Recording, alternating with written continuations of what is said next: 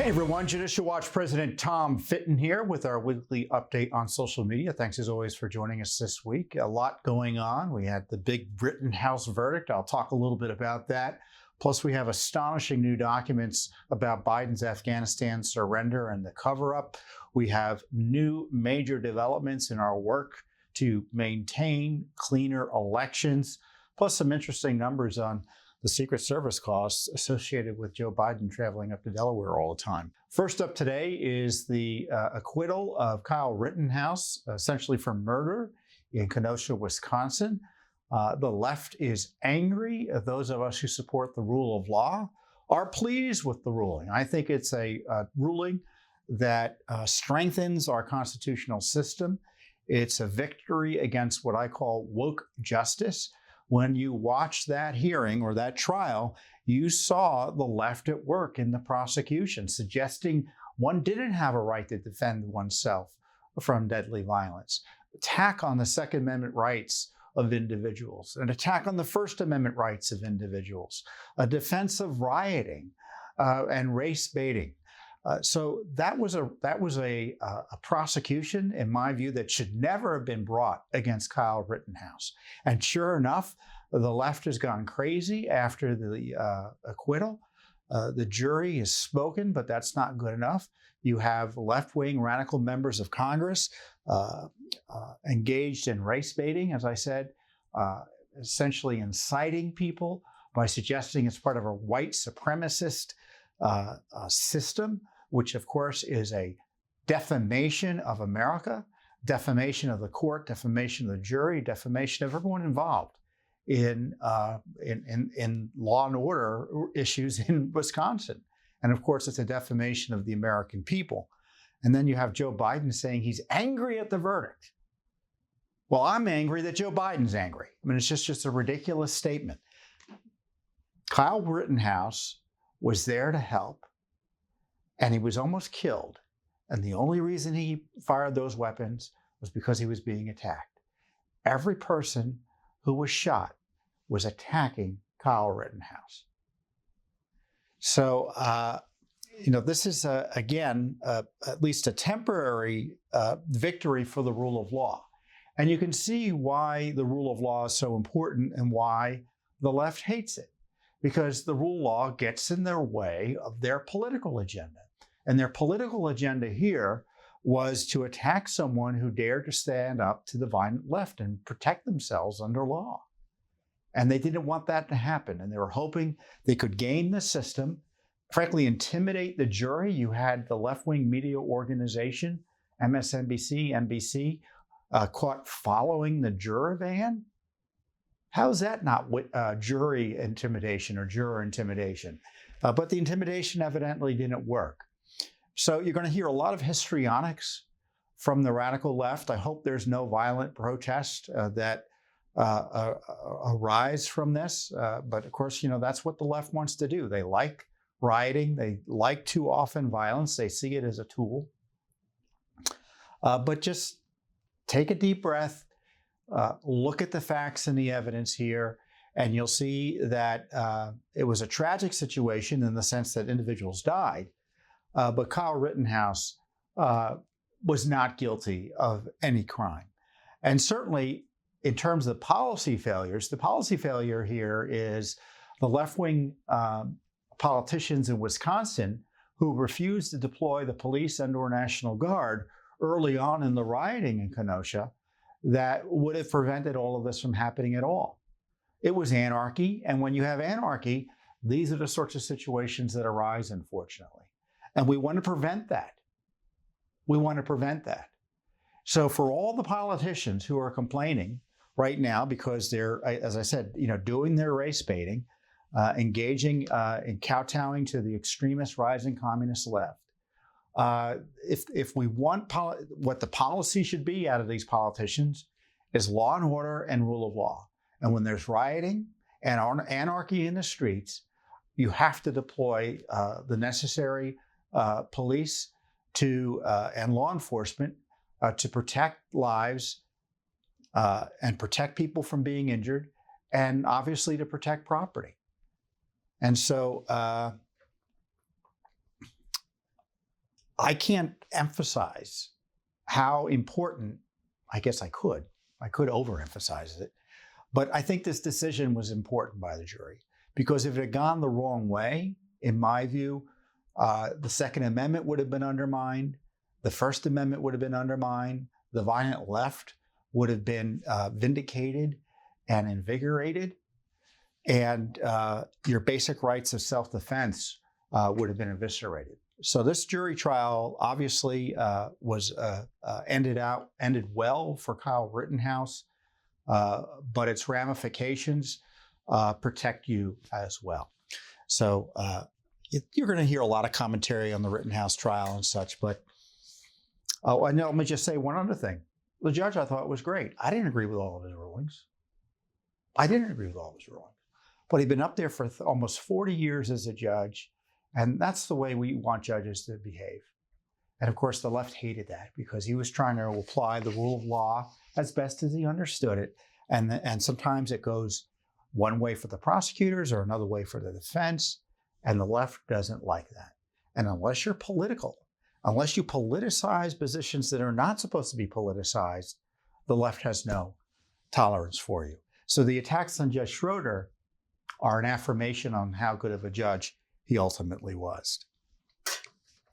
So next up is some extraordinary documents that we received from the Special IG for Afghan Reconstruction, known as, I guess, SIGAR? I don't know. Anyway, it's SIGAR. I'll just call him the IG. And this was a special IG that was set up by Congress to monitor the reconstruction of Afghanistan, as the name implies. And they gave us documents the other day showing that the IG objected strongly to the Biden administration's order to scrub IG reports from the internet that they had come up with, detailing the not only the expenditures in Afghanistan, totaling, last I checked, was $146 billion in terms of training and equipment and things like that, but also waste, fraud, and abuse. And they wanted the internet scrubbed. And the IG objected to it. In fact, he said it violates the IG Act. And these are what the documents show. There was 120 pages of documents. Remember, now what happened? On August 16th, which was a day after the Taliban seized control of Kabul, thanks to Biden's unprecedented surrender, the official at the State Department's Bureau of the Comptroller and Global Financial Services emailed the IG, the Special IG's office, to inform them of the State Department's unprecedented request to suspend large portions of your website and public access to reports and records. And this is what she wrote, Ms. Dove did, as her name is Carol Dove. We request urgent assistance in identifying and temporarily removing and potentially redacting on a longer-term basis. So this would be a long-term scrub.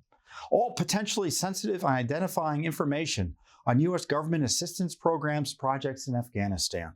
A great many of your historical publications contain extensive details about activities and partners that could put individuals at risk in this current environment.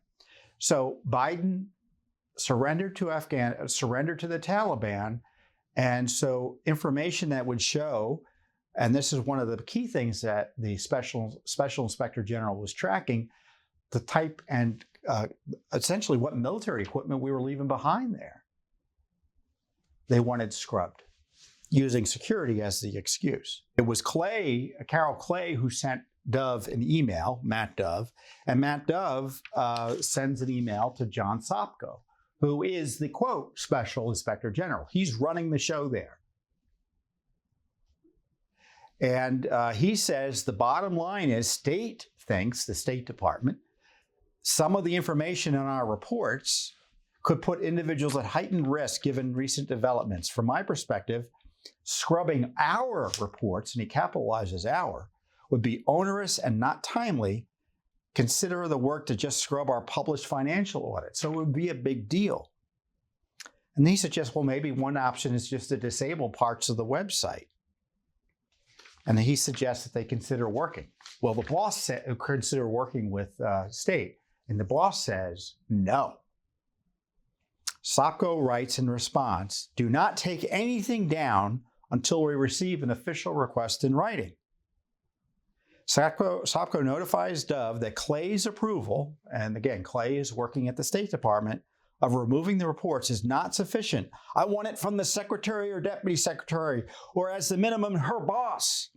She is a mere office director. What is the basis of her conclusion that reports that have been public for years are now causing a risk? I repeat, do not pull anything down until we get a better and more authoritative request. Again, he writes in another email, "Let me repeat, do not do anything on her request until and unless we receive something in writing from her boss or a senior political appointee. You can advise her if your prior mistake agreeing without further," because he says you made a mistake in clearing it approving it without clearing it with me, the IG. Pulling old public documents make no sense since they are available for years. It also violates the IG Act. And the IG Act is the Inspector General's Act. And I went and looked up the law, and you can look it up too. And I think what he's referring to is the IG Act generally makes it a requirement that IG reports, unless there's some serious law enforcement reason or other exceptions that you could probably take a guess at, need to be public. And once they're public, you can't make them unpublic. I mean, that's what he's referencing. One of the other things these documents show is that the Special Inspector General wasn't the only one, or the other agency, for practical purposes, who was being asked to censor documents. The GAO, according to one of the emails, temporarily pulled 424 reports from their site. I mean, that was a mass censorship. I've never seen anything like that before. So SOPCO writes again to his colleagues, again, noting it would be a violation of the IG Act. So in a subsequent email, a few days later, SOPCO again reiterates there's an issue with the law here, and he writes directly to the State Department. "This is a highly unusual request without any explanation or justification for why you're requesting that we review and delete certain documents that have been posted on our website, all in violation of the IG Act. Many of the records you are talking about have been on our web for 10 or more years, and my IT people tell me even if we delete them, they are still out there. In the internet, since there are numerous programs readily available that regularly sweep and capture such material, I prefer someone at State who is a political appointee explain in writing why you're making such a request, as what is the basis for the threat and how this very labor-intensive request will accomplish anything other than waste taxpayer resources." So this is John SOPCO writing this. This is the top IG, the Special Inspector General for Afghanistan reconstruction. So finally, the State Department's controller, Jeffrey Mons, who was placed there by Joe Biden, he began January 20th. And he says, again, he reiterates that the State Department is concerned about the welfare of vendors and individuals who conducted work with the department and who have yet to exit Afghanistan. Identifying information regarding these individuals is well documented among your audit, inspection, and financial audit costs incurred audit reports. The department formally requests that you temporarily suspend website access to these reports until these individuals can safely exit the country. We acknowledge that the information has already been made publicly available, but we have reason to believe that this week's events represent extraordinary circumstances of heightened risk, and temporarily removing access to reports with identifying information could possibly shield some of these individuals from harm. The potential benefit of keeping state partners out of harm's way during these evacuations far exceeds the temporary loss of access to SIGAR reports, and we hope that you will help us do what we can do to make the situation safer for our partners. So their view is, and I fairly lay it out here, is that they had a security issue and they needed the reports, but the reports are public. And as I have highlighted, there were other reasons for keeping these reports secret, in the sense that there was the Biden administration was being humiliated with details about the military equipment being left behind and the cost incurred in training security forces, which of course which in large measure gets thrown out the window, and other support and security issues that we're paying for in Afghanistan. And this website was a core resource for those interested in figuring out what was going on. So sure enough, without telling anyone, they took the stuff down. So SAPCO caved and they took some materials down. I'm not sure if all the materials have been put back up because the process is secret. And I don't know if we've gotten all the documents in that regard. And as I said in our release, these extraordinary emails document a cover-up and unprecedented government censorship to protect Joe Biden from further humiliation over his surrender in Afghanistan. So I mean, what we're showing here to me is an anatomy of a cover-up. I mean, can you imagine if the Trump administration made a foreign policy decision that resulted in the disastrous consequences that we saw in Afghanistan, and he ordered people to take down public reports that could document just how disastrous that decision was? And the vague idea that somehow these audit reports, which are generally 30,000-foot reports, would put individuals at risk in Afghanistan doesn't pass the laugh test to me. And what I think is interesting about this case as well is that we got these documents straight up. We didn't have to sue for them. That doesn't happen very often. Typically, these types of documents we would have to sue for because the agency would ignore our requests, and we'd have to sue, and it'd be a year later, and we get some documents, and a lot of what I just read to you would have been withheld. So it seems to me the Special Inspector General for Afghanistan Reconstruction is angry and upset about what happened, and he wants the world to know about it. And Judicial Watch's FOIA request was an opportunity for that agency to tell the world about the misconduct of the Biden administration in Afghanistan. I've been doing this a long time, and I know when documents are typically withheld from us based on their content. And this is the type of information that is typically withheld. It doesn't have to be withheld because it's not national security related, but it's typically withheld because it's just what it is. It's embarrassing.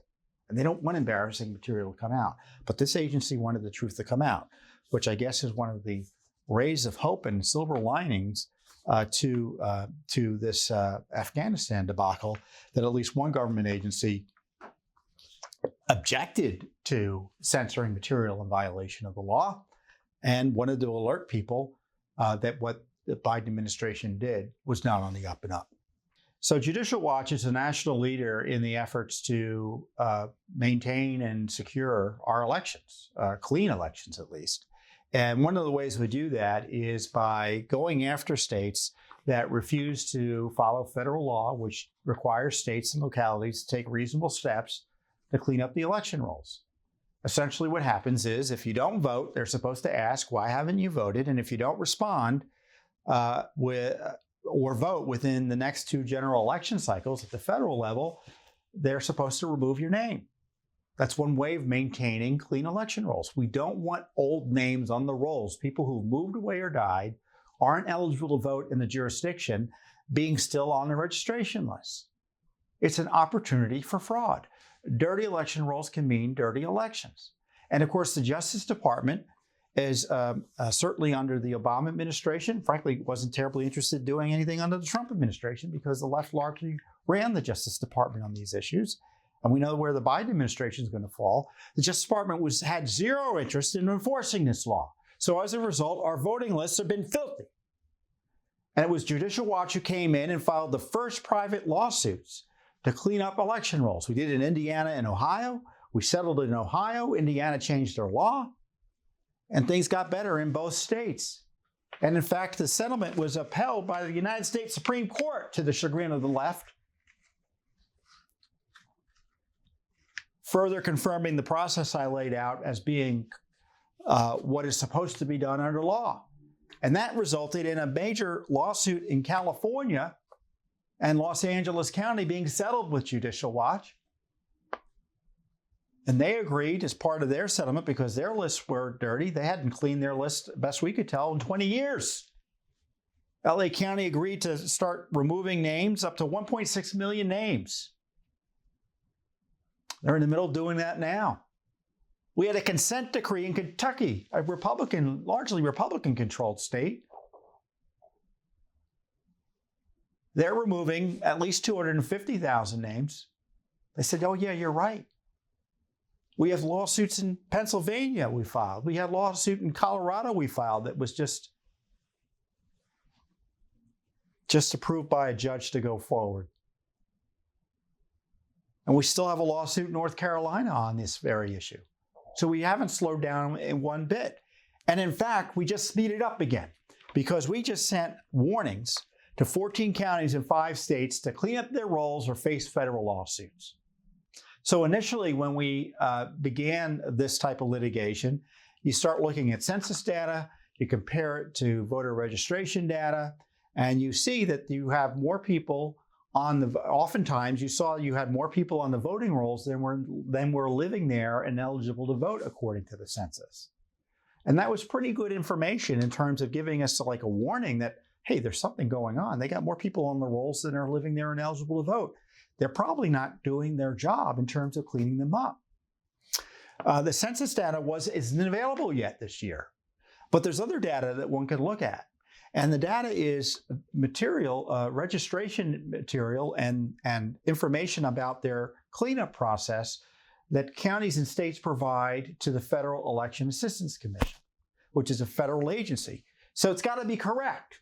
So we looked at these documents, we looked at this data and found that there were several counties, as I said, 14 counties in 5 states, that weren't doing their job. As we say, the letters detail how these states' own reported data show their counties removed absurdly low or an impossible number of inactive voter registrations under key provisions of the federal law, which is known as the National Voter Registration Act. And the letters threaten federal lawsuits unless the violations are corrected in a timely fashion. And you may want to know who the states are. The current states that we've warned are Arkansas, California, Illinois, New York, and Oregon. These are the numbers, or at least some of the numbers. In San Bernardino County, they have 1.294 million people on the rolls. And over the last 4 years, you know how many people they've removed for being inactive? Under this process I'm talking about? 14. Does that sound right to you? No. Sacramento County, California. Over 1 million people on the rolls. You know how many people they removed over the 4 years under this process? 0. Contra Costa County, California, 735,000 people on the rolls. You know how many people they removed from the rolls? Last 4 years. One person. Fresno, 500,000 people, well over 500,000 people, 573,000 people on the rolls. They've removed 2 names in the last 4 years. Stanislaus County, California, 356,000 voter registrations. 2 people over the last 4 years. Solano County, California, 338,000 people. 4 over the last 4 years. Brooklyn, New York, Kings County. So we're talking about New York City, all of the following here. 1.735 million people on the rolls. You know how many people they removed over the last 4 years? 0. Queens, 1.3 million. You know how many people they removed? 0. New York County, which is Manhattan, 1.2 million people there on the rolls. They've removed 2 people over the last 4 years. Inactive voters. I want you to think about that. In all of Manhattan, this data that they gave the EAC, they're telling them that only 2 people have become inactive and removable over the last 4 years. What a mess. Nassau County, New York, and Long Island, 1 million people on the rolls, 0. Bronx, 867,000 people on the rolls, 1. Richmond County, New York. I didn't know where. I was like, where is Richmond County? It's Staten Island. 344,000 people. 0. Now going over to Oregon. So I want to do that New York. Let's do this New York count. That's 1, 2, 3. Wow. Based on my hand count here, all of New York City removed 3 people from the rolls in the last 4 years. Monotma County in Portland, which is kind of Portland, Oregon. They have 500,000 people, 571,000 people on the rolls. They removed 5 people over the last few years. And Lane County, Oregon, 275,000 people on the rolls, 2 people. So the total of these counties, number of voter registrations is 11,848,651. And those counties in California and New York City and Portland and nearby have only removed 33 of those names from the rolls. Bob Popper, who is our senior attorney, you've probably seen him on our YouTube channel. He's a great guy. He's testified to Congress. He's director of our efforts to clean up elections. He observed that about 10% of Americans move every year. Those counties should generate hundreds of thousands of canceled registrations. So we're not talking like an argument, should there be 2 versus 10? It's a question of should there be 2 versus 50,000? There's simply no way to comply with federal law while removing so few outdated registrations under its key provisions. And again, and as Popper noted, and as I noted in the beginning, these are not our numbers. These are federal numbers that these entities, these state and county entities, reported to the feds. They came directly from state reports to the Election Assistance Commission, a federal agency. Now, Popper knows what he's doing. He was formerly deputy chief of the voting section of the Civil Rights Division of the Justice Department. So he used to litigate these cases for the United States. Now, we also sent letters threatening lawsuits against statewide election officials in Arkansas and Illinois on the ground that many counties in those states also had low numbers of statutory removals. So they have all these names on the list. People are obviously moving away, and the names are bad. They're ghost voters. They shouldn't be on the lists anymore, and they're not being removed. Now, hopefully, and I'm serious about this, they get our letter and they say, whoa, we'll press delete and the names will be removed.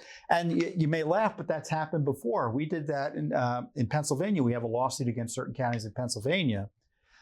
But we didn't sue Allegheny County because we gave them this notice letter that I'm talking about. And they said, oops, we're sorry. And they removed 69,000 names completely. So hopefully they do that and we don't have to sue. But if they don't do what we want them to do, we will sue. As I said, this isn't idle threat making. We've sued repeatedly. And why is this important?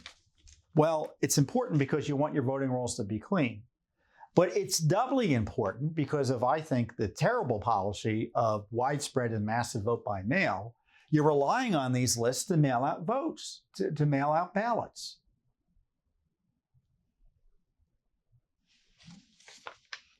Now, some of these lists, I don't know if the lists included, sometimes the ballots are limited to people who are only active voters. But I tell you, if you're not cleaning up inactive voters, their active voter lists are similarly bad in terms of having ineligible voters. You've got to have a kind of a system in place to make sure that you're able to remove people once they move away. And when you're just mailing everything, who knows who's getting these ballots if people have moved away? And if you don't have the security procedures in place, which virtually no vote by mail process does, in my views, as adequately, you're inviting voter fraud. That's why vote by mail is frowned upon by experts who know about voter fraud. Now, I know we're being told, oh, don't worry about it anymore. It's because the left likes it. So we're not allowed to talk about what we've been saying for the last 30 years on vote by mail, how it's a riskier way of voting in terms of providing more opportunities for voter fraud and voter intimidation. And if the lists are dirty, it's doubly bad. So more is coming. There are other states that got problems. I don't know if we're going to threaten to sue them, but we're going to tell them there are problems.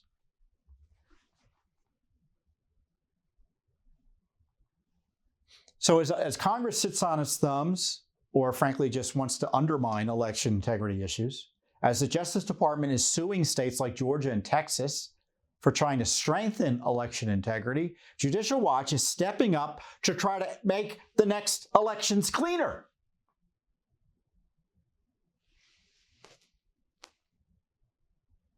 I'm hoping we get names removed immediately.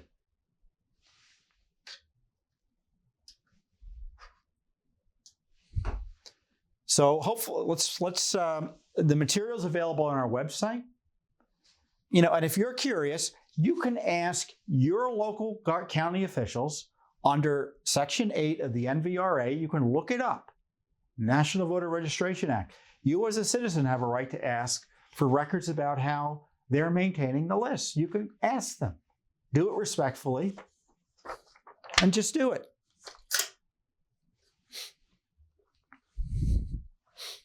They're going to hate that I told you can do it yourself, but that's the law. So I'm ticked, but I'm also glad that Judicial Watch is doing this. And I get frustrated because I know if we weren't doing it, it wouldn't be done. It wouldn't be done. Our election systems are under attack. And this is an important action to at least maintain some integrity in our systems that are so under attack right now by the extremist left that want to undermine vote security, ballot security, election security in a way that makes it easier to steal votes and steal elections. So one of the projects that we've had over the years that began during the Obama administration is trying to figure out how much it costs to provide, to move the president around, both in terms of costs of Air Force One and Secret Service costs. Now, I know the president, quote, has to use a military plane to get around. He obviously needs Secret Service protection. But I think it's important that there be accountability for how much the presidency costs. And that if a president's traveling around for, vacation all the time and unnecessary travel, that we figure out what the costs are. So again, accountability. They work for us, and we have a right to know how much we're spending on their security, more or less. And Judicial Watch, I first took note of this because I remember reading, I think it was in the New York Post, that that Barack Obama, when he was first elected, took Michelle Obama up to New York for a date night because he had promised her a date night. And I thought, well, isn't that nice? So how much did that cost? You could have had a date night in D.C. But no, he flew up to New York. He flew up on a little jet, it turned out. It cost $29,000. We figured that out. And so what we did was we tried to ascertain Obama's unnecessary travel. So, I mean, if he was going on obviously government trip, we didn't ask for the numbers. But if he was going back and forth to Hawaii or on vacation and things like that, or political travel, we'd ask for the numbers. So we were diligent in tracking those numbers. And of course, under the Trump administration, we were diligent in tracking the Trump administration's numbers, or President Trump's numbers. Now, Trump, to his credit, when he was always going down to Florida, but at least it struck me that he was, he was a madman in terms of working wherever he was. So he really didn't take vacations in the traditional sense that people like Obama did. And I'm not to say the presidents can't take vacations, but we have a right to know how much it's costing and whether we need to be spending all that money. Can we, is Air Force One, is it too expensive to ferry the president around? Is there a cheaper way to do it? I don't know. It seems to me if you're traveling close by, you don't need a big plane. You can use a smaller plane like Obama did. But those are the sorts of things, and you can debate it back and forth. But at least you have the numbers. And what was interesting is when we were doing the Obama numbers, there was zero interest in our numbers. But when we did the Trump numbers, I was on every major network talking about it. Shows you the dishonesty of the big media, doesn't it? So we didn't stop when Biden came in. We've been tracking the numbers. And of course, I say we're doing the numbers. It involved pulling teeth from the bureaucracy. There are two agencies that we had to sue oftentimes: the Department of Homeland Security, which runs the Secret Service. The Secret Service is a sub-agency, and then the Air Force. And they used to give us some of the numbers pretty easily without too much of a hassle. But then they evidently didn't like the fact that we were publicizing them, so they stopped giving us the numbers. I mean, and it was like they would ignore dozens of requests. So we had significant litigation during the Trump administration and tried to get those numbers. So we never stopped. Now, the Biden administration, the Air Force is stonewalling us, so we may sue over that. We have gotten certain Secret Service costs, and the latest numbers show that there was $2.2 million in Secret Service travel costs for President Biden. And it was only for, it looks like, a few trips. A trip to Wilmington, Delaware in August for a weekend, $175,000 in hotels, $18,000 in car rentals, $25,000 in air and rail travel. So that was $219,000, and that's just Secret Service costs.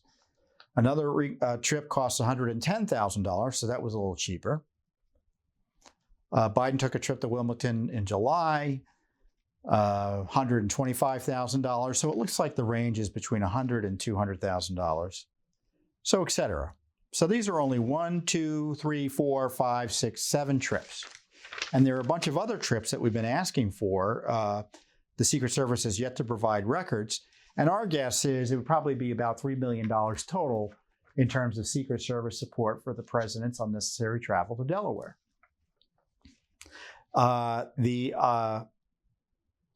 The Air Force, as I said, just refuses to give us the numbers. And this is not rocket science for the Air Force to give us the numbers, because what they do is every year or so, they assign a cost to the operations of Air Force One. And so every hour costs something, right? And like last year, it could cost $110. This year, it could cost $150,000 an hour. And next year, it could cost $75,000 an hour. So the numbers can vary a bit wildly. But anyway, the numbers are easy to come by because we're not asking for anything too complicated here. And they don't want to give us too much information about, like, say, who's on Air Force One. They used to do that. Now they won't do that at all. So those are the numbers for the cost of presidential travel. And again, this is the sort of basic work the media did for Trump, but they won't do for Biden. Isn't that interesting? And the New York Post gave it big coverage, but I don't think it appeared anywhere else. The cost of presidential travel is of obvious public interest. And as I said, it is frustrating that even after years of litigation through 2 administrations, it's now going to be a 3rd administration, the Secret Service and Air Force are still stonewalling this basic information about the costs of moving the president around. So again, Judicial Watch just does it all. And this is what, again, I hate to say this is what I love about Judicial Watch. We're in there trying to defend elections. We are out there trying to expose the worst foreign policy disaster in American history and exposing the dirty little secrets, covering up the dirty little secrets in Afghanistan. And then we've got this sort of basic nose to the grindstone work of just tracking travel costs associated with the presidency. Our Judicial Watch is great. And, I know we're coming up on Thanksgiving, and I wish you a wonderful Thanksgiving. And, along those lines, I am grateful specifically for the support that my colleagues and I receive from you and hundreds of thousands of other Americans. And I mean support. I mean people who write checks to us and donate to us. And I know there are millions more of you who support us spiritually or otherwise try to support us by getting the word out, or all three. And I'm thankful to all of you. So on behalf of my colleagues and I, my family and I wish you and yours a wonderful and safe Thanksgiving. I'll see you here next time on the Judicial Watch Weekly Update.